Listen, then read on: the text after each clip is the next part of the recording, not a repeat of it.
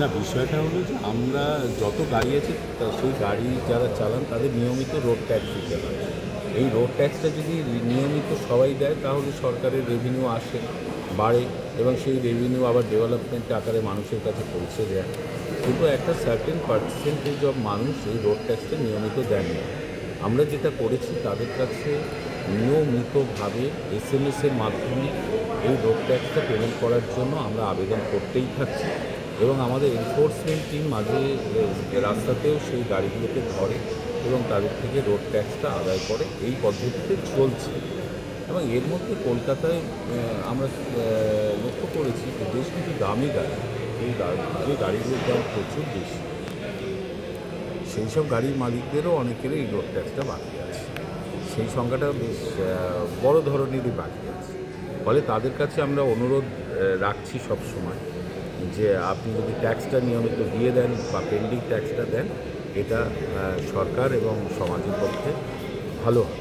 কী ধরনের গাড়ির মালিক তারা? এর অডি আছে, মার্সিডিজ বেঞ্চ আছে, দামি দামি সব গাড়ি। কারণ এর দোষটা এদের সবটা নয়।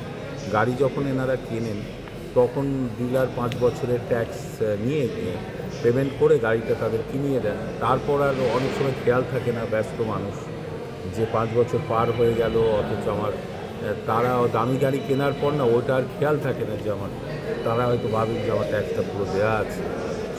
এভাবে অনেকের ট্যাক্স জমে গেছে।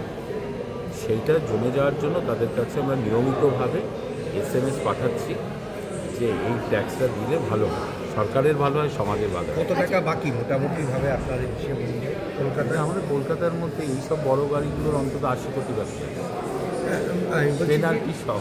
হ্যাঁ, পেনাল্টি সহ। আচ্ছা, মোটামুটিভাবে এই তালিকায় কারা আছেন? এই যে বড়লোক যাদেরকে বলছেন, এই তালিকাটায় মোটামুটি কারা, মানে কোন শ্রেণী? বিষয়টা বড়লোক বলে আলাদা করে আমি কিছু বলতে চাই না। আমি এটাই বলতে চাই যে যত গাড়ি আছে তার মধ্যে একটা পার্সেন্টেজ, প্রায় 30% মতো গাড়ি নিয়মিতভাবে ট্যাক্স প্রদান করেন।